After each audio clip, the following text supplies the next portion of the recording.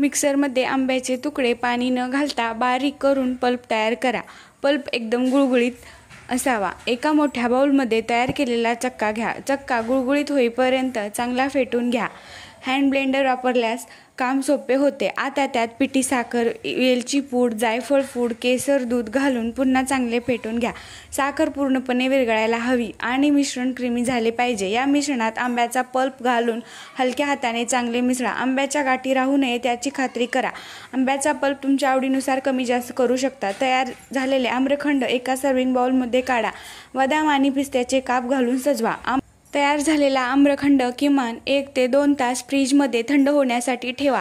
थंड झाल्यावर ते अजून घट्ट आणि स्वादिष्ट लागते। थंडगार आम्रखंड पुरी किंवा चपातीसोबत सर्व्ह करा।